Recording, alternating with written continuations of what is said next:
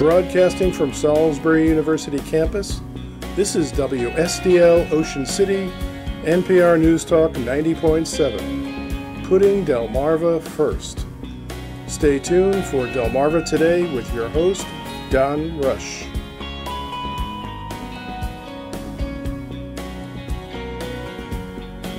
From the music of the Andes and the Irish to the sounds of East Africa and the flair of Chinese dance, the 79th Annual National Folk Festival has announced the last of its acts for this September's event. Welcome to Delmarva Today. This is Don Rush. Thousands are expected in September to attend the National Folk Festival that enters its second year in Salisbury. Festival will highlight over 350 artists, including musicians, dancers, storytellers, and craftspeople. In addition, there are more than 35 groups performing at 7 outdoor venues. This morning, we're going to focus on the last of the announced acts. Our guests are Caroline O'Hare, she's the local manager for the festival, and Blaine Waide, he is associate director for the National Council for the Traditional Arts. And welcome to the program. Good morning. So I want to first turn to you, Caroline, and give us a little update about what's been going on. I understand you're carrying around some buckets or something like that. And go ahead. I'm headed to the hardware store to pick up a bunch of buckets. Yes. Actually, a lot of stuff is going. Everyone's wearing multiple hats. So right now, I might be doing some physical stuff to get ready for site prep. We've got our crew coming in about 2.5, 3 weeks. They're going to start unloading the trailers, getting tents rolling out, and all that fun stuff. We also have our volunteers, which are really kicking up, and we're getting a lot of responses. We are still looking for folks for the Bucket Brigade, which is a great volunteer role. You're basically helping fund the festival. You're helping to keep the festival free, and it's a lot of fun. You get to dance around, you get to hang out with entertainers, you get to give out awesome stickers, which are great. And so if you want to volunteer for that or for numerous other things like backstage support or selling merch or helping with info booths or first aid, just go to nationalfolkfestival.com/volunteer, and you can find out all the different ways that you can help out. Volunteer like a couple hours, 3 hours here, 4 hours there, or some folks are actually volunteering the entire festival, which I am so thankful for. Thank you guys. Volunteers are the backbone of this festival. They're the reason why this festival is amazing and unique and just the best. So volunteers, we are obviously will be looking for volunteers up until the festival.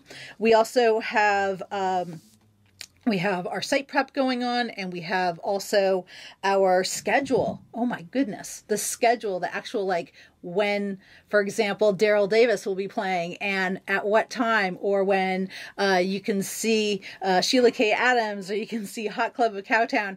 That schedule should come out in the next week or so. So early to mid-August. Very excited to roll that out. Then you can plan your entire festival weekend and know which stage you're going to go to. So we're looking forward to that. And then the family area. One of my favorite places. We're starting to get all the crafts and the materials for the activities and the demonstrations and all that stuff coming in. That's going to be it's one of my favorite places. You have families and children that get to interact and engage and do all these fun things for free in the family area on Saturday and Sunday. So if you have a youngster, or even if you just are young at heart, come to the family area, you'll really enjoy it. So we've just got a lot of things going on. And we also just announced the final performers, which I'm really excited we're going to talk about today.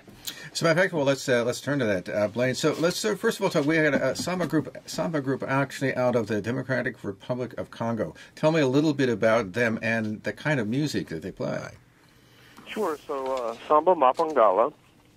Actually, so Samba was originally born in what is now the Democratic Republic of Congo, but we're thrilled that he, for many years now, has made his home in Jessup, Maryland.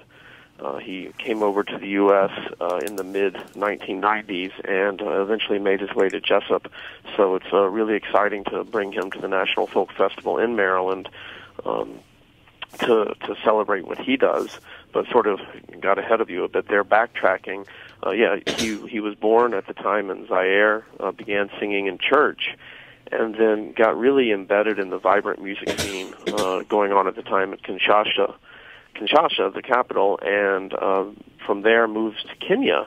And what's so interesting about Samba's music is he's drawing on cultural strands of traditional music that come from both Congo and Kenya, and creating this really exciting blend of music, the real highlight of which is his high tenor voice. He's just such a beautiful singer.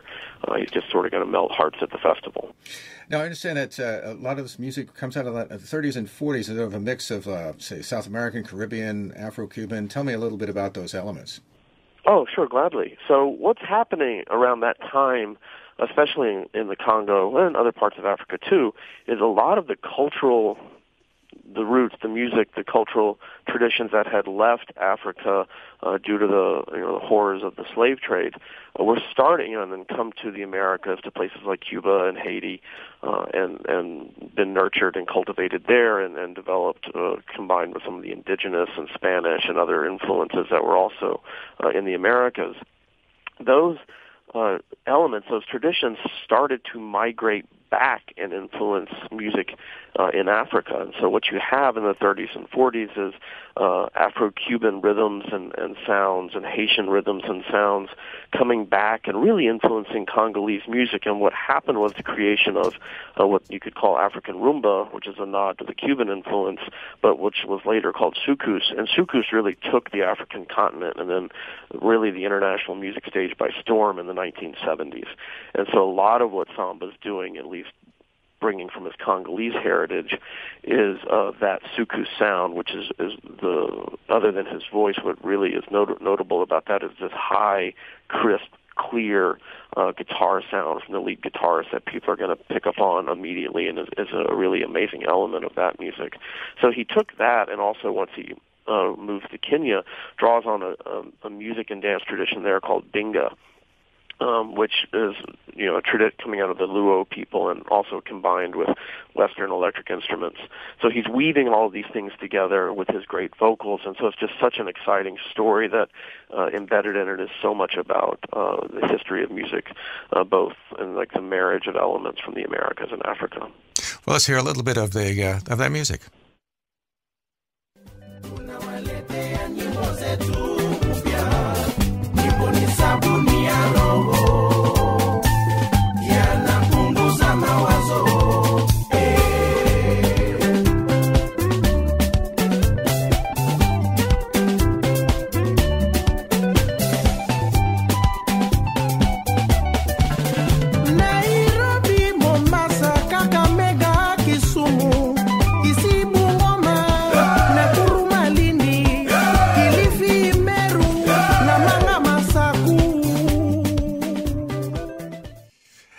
Now turn to Veracruz. We got some actually folk music out of Veracruz. How does it differ than the kind of music that maybe we associate with Mexico?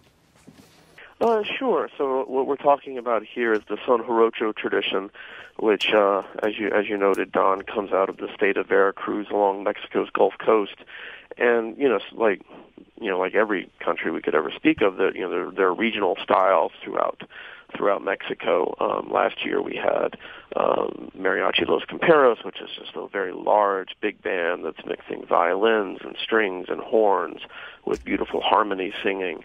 And Son Jarocho is, very different. It's a mix of a very strong and notable vocal tradition laid over driving, danceable rhythms played on string instruments. So to talk a little bit about the vocal tradition piece, what you have here is the group is fronted by what's called a pregonero, or a caller. And the caller notes just a vast repertoire of sones, or basically different stanzas or lyrics that the pregonero can use to improvise in the moment and construct a song. So it's very much a musical tradition born in the moment. Sometimes a pregonero may see somebody in the audience and sing a combination of sones that says, "Oh, I saw you here last night. You were with a different woman, and now look who you're here with." So it's drawing on this vast repertoire of stanzas to create music that speaks to the moment. And the other members in the group, they can range from anywhere from 3 to 5. This group has 5 members, Grupo Nematetlin. and the others contribute to the vocals in a call and response structure, which is also distinct about this tradition. And then that's laid over or sung on top of a series of really fascinating and beautiful stringed instruments. You have the harana, which is an 8-stringed, small-bodied guitar that's really provides the distinctive musical sound of son jarocho, paired with the distinctive vocals. And then you have the requinto jarocho, which is a 4-stringed melody guitar, and then the third and final instrument of this particular regional style is the arpa, or the harp. So you have all these wonderful elements coming together, but it's a very improvisatory music. And it not only talks about, obviously, lost love, but also has certain historical memory, struggles for justice. What is the background on that? Sure. I mean, this was a music that was very much born as Mexican identity was evolving, and lots of different issues are coming to the fore when the music came out, and so it's often the Pregonero also is drawing on the sones and the lyrics to speak to those issues of the day, because as much as you're improvising in the moment about a social situation, you can also improvise in the moment about what else is going on in the news cycle. Much like something like the plena tradition coming out of Puerto Rico. So you can construct music that speaks to the moment, more broadly speaking, than just the immediate moment. But another big piece of that is when this music was emerging, it was very much a lot going on in Mexico with cultural identity and what was Mexico going to be as an independent country, and throwing off different colonial influences. So this is a music that was closely tied to that. Let's hear a little taste of that.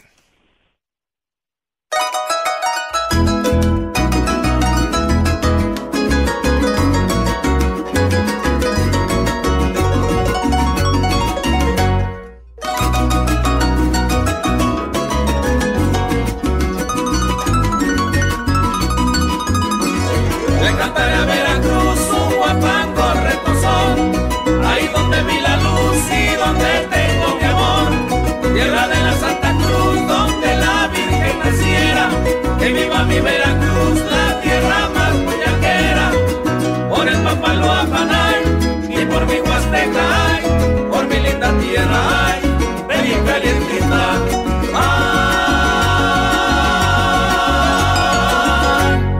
un par de cocuyitos que son los ojos de mi morena.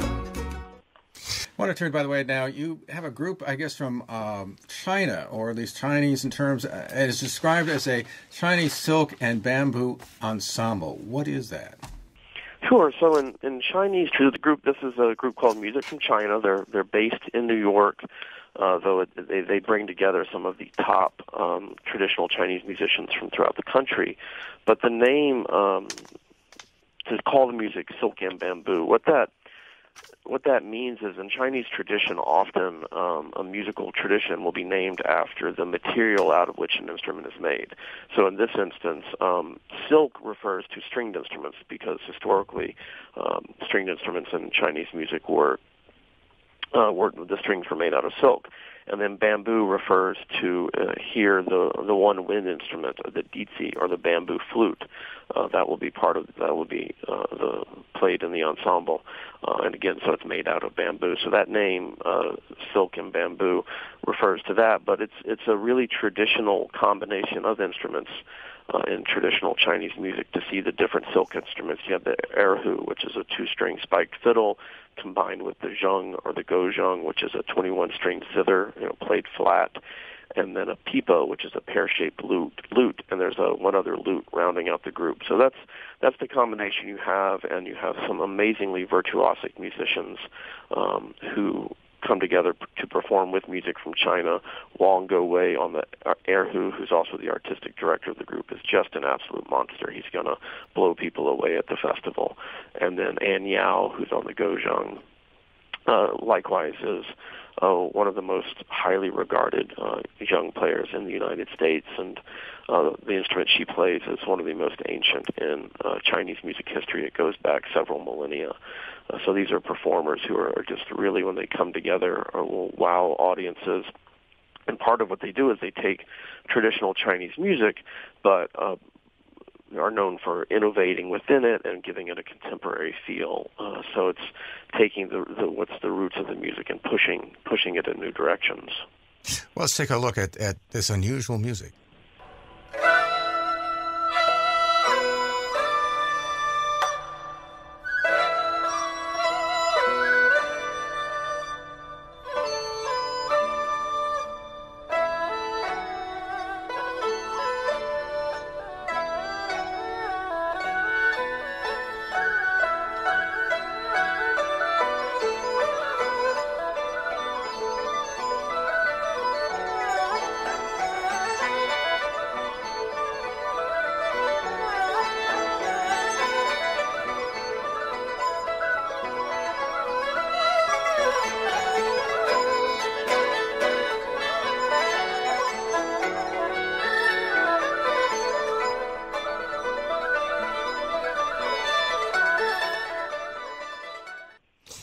I want to turn to South America and something that actually comes out of the Andes with, I guess it's the four Lopez brothers. Tell me a little bit about this music and how it originates.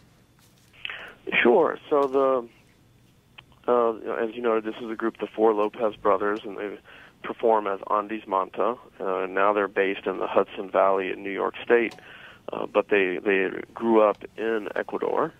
Their family hails from the village of San Gabriel, but they had moved to Quito, one of the urban centers in the Andes. But the family would go back regularly to the village of San Gabriel, and made sure to nurture in their four sons, the Lopez brothers, a deep appreciation for this traditional music and playing at an early age. Talking about the music, what you're talking about are really distinctive sounds played on flutes and panpipes, and also a series of small guitars like the charango and the bandolin, and some handheld percussion instruments. This is music that was closely tied to life cycle celebrations, annual, calendar-based ritual celebrations, and so this could include, dance rhythms played more so on the stringed instruments where they come to the fore, or very haunting melodies on the panpipes that call to mind the sort of environment and geography of the highlands. So this was the music that had been very, deeply cultivated in the brothers by their parents, and then at a very early age they showed quite an aptitude for playing it, became known for it, especially Fernando, who's sort of the de facto group leader, and were celebrated for sort of what they were going to be able to do to preserve and take this music in new directions. And it looks as if it's sort of a blend of pre-Columbian, Catholic rituals, sort of animate dance. I mean, there's a rich history that seems to come not only after Columbus, but even before. Yeah, so I mean, what's so empowering and encouraging is probably a better word, about this is just like you noted, it's a tradition that predates the arrival of Europeans, of colonial contact in South America, and managed to survive that. When a lot of cultural traditions were suppressed by the Catholic Church, instead this is one that managed to survive and combine elements of that. So a lot of the celebrations and life cycle celebrations we were talking about, those really predate the Catholic Church, but happened in so many areas of the Americas and the Caribbean and Cuba and Haiti, and here we're talking about South America. And Ecuador, of course, was a sort of a process of syncretism, or where the cultural traditions were merged, so they were able to combine some of their indigenous traditions with aspects of the Catholic faith that had come in, and to keep those going, but sort of as a new cultural combination. Let's take a little of that.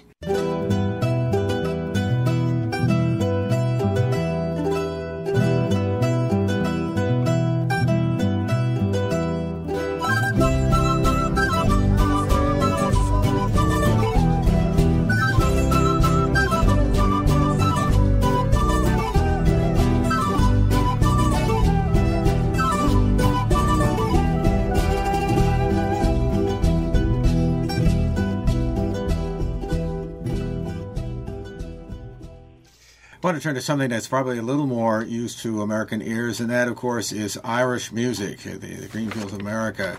Tell me a little bit about that and the fact that this is really sort of trying to disseminate Irish culture, to share it with students, to share it with the world. Yeah, Radley, Greenfields of America is one of the most accomplished and acclaimed performing ensembles in Irish music in the Americas. It was a group that has always, central to the group is Mick Maloney, who founded it originally in the mid-1970s. And what this group is really about at its core is celebrating and bringing together the best Irish American, the best immigrant musicians who came to America and created a new repertoire here by drawing on the diverse musical traditions of Ireland and bringing them together and celebrating what they were able to do in Irish communities here in the States.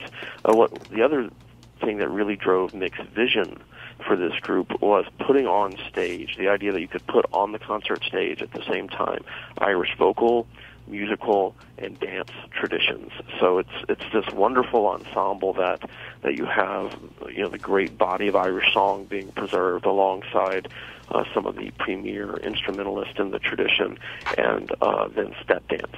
So it's a real experience for the senses.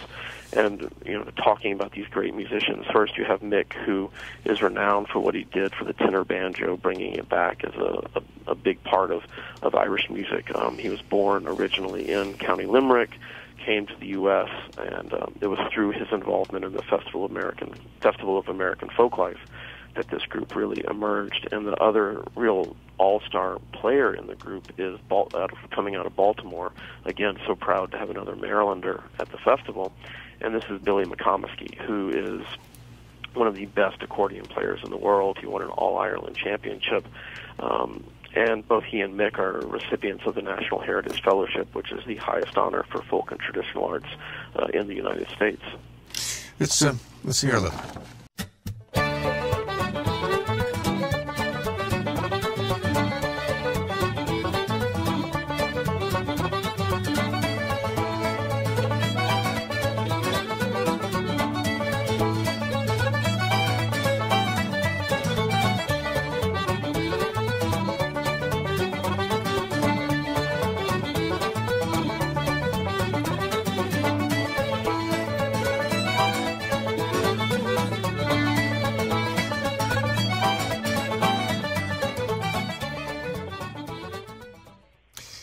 There's another name here, Darrell Davis.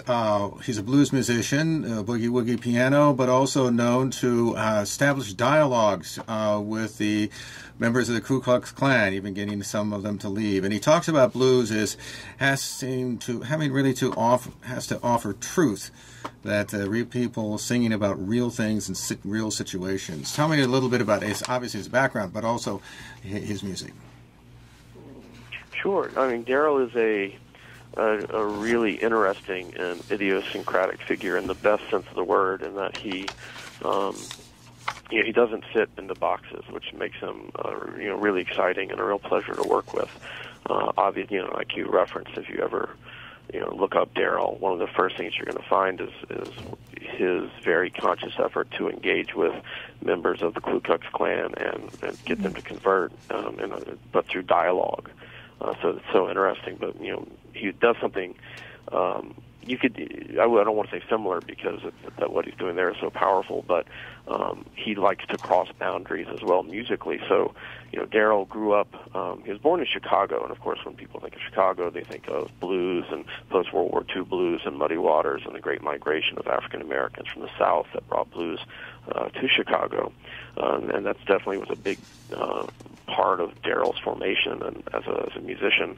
But his parents, one of his parents worked for the Foreign Service, so he traveled the world, but he had that early musical introduction and took an interest in piano styles. But there were piano styles that were invented far before he was born, So he would teach himself and learn by listening to music, but he also sought out his musical heroes to learn from them directly. So that included Pinetop Perkins, the great pianist and boogie-woogie pianist who played with Muddy Waters, but also Johnny Johnson, who was the pianist with Chuck Berry. And that kind of gets to where Darrell starts to cross boundaries a bit because, sure, I mean, blues and R&B and boogie-woogie were hugely important, but he was also a big fan of early rock and roll that Chuck Berry really stands for, and rockabilly music. So as much as Darrell really speaks to how music doesn't fit neatly in the categories of African American traditions and Anglo American traditions or whatnot. He's always about finding the similarities there, and those similarities are very much there in those musics. They come from the same roots, and we're drawing on the same influences. And so he sort of pulls all of that in his performance. So at this festival, he's going to perform solo. He's going to perform with Lafayette Gilchrist, a great jazz pianist from Baltimore. But he's also going to perform a few times with Bill Kirchen, the great Telecaster guitarist. So you're going to see all the different flavors that Darrell can bring to one of his sets at this year's festival. Well, let's hear a little bit the piano there.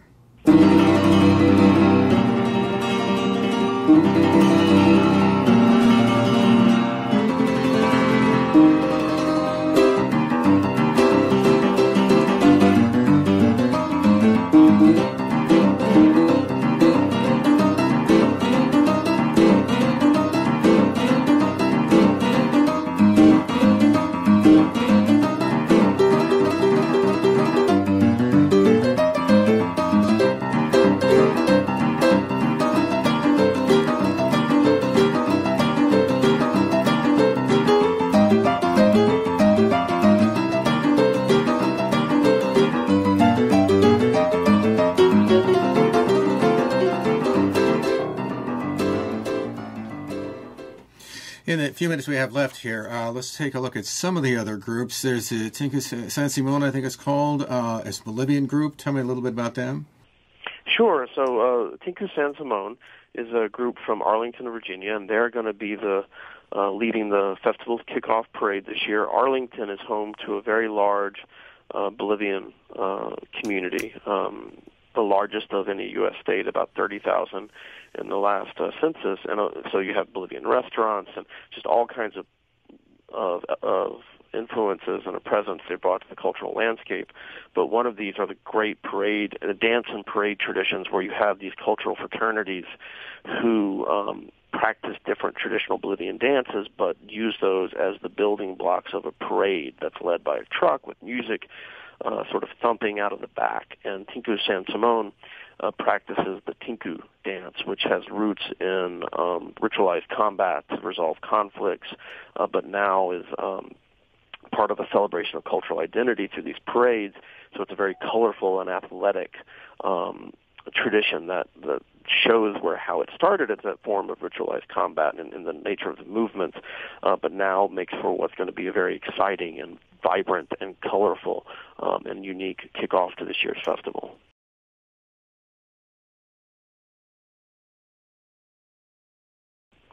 Sure. So this is one of the groups, Caroline, at the top of our conversation, referenced the family area. Drums No Guns is a group that's going to be performing both in the family area and in the street performance area. We're really happy to have that part of the festival again this year. It's so important to have those street performances and the interactive performances in the family area. Drums No Guns was founded by Ram Bhagat. He lives in Richmond. Due to some early experiences in his both in his family and then as he was a teacher in high school with gun violence impacting his brother and then some of his students, he formed Drums No Guns to really promote and spread a message of peaceful problem solving and to promote youth nonviolence through finding this common human element with rhythm and percussion and what that gets at. But also it's about developing creativity in kids, so taking something like a bucket and turning that into a drum orchestra. So he's going to be doing participatory bucket drumming workshops in the family area once each day for kids to come and join and to sort of tap into that creative moment. And also in the street performance area with his small ensemble, they'll be setting up sort of a mini bucket drumming orchestra to capture the roots of bucket drumming as a street tradition. And we also have Pin Lions, which is a Chinese lion dance. Is it going to be colorful? Yeah, this is another group that's going to be both in the family area and in the street performance area, and they're coming out of the University of Pennsylvania, and it's what they carry on is the Chinese lion dance tradition. Like you said, it's extremely colorful. This is one of the most ancient traditions in Chinese culture. It's tied in Chinese martial arts and kung fu in terms of the movement of the steps, and there's many origin stories depending on which style of Chinese lion dance for how it came about, but it's often tied to the influence and heritage of and importance of Buddhism in Chinese history. So it's coming out of that. And it's all about, especially heavily associated with Lunar New Year, and about spreading joy and prosperity and good luck at these important occasions, and other things like restaurant openings or weddings.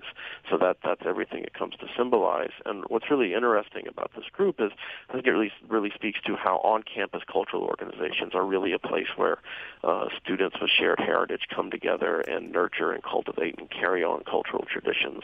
So this is a group at the University of Pennsylvania that's won a number of awards now, and it has really helped the students on campus there come together and grow together with that shared heritage and carry on the Chinese lion dance tradition.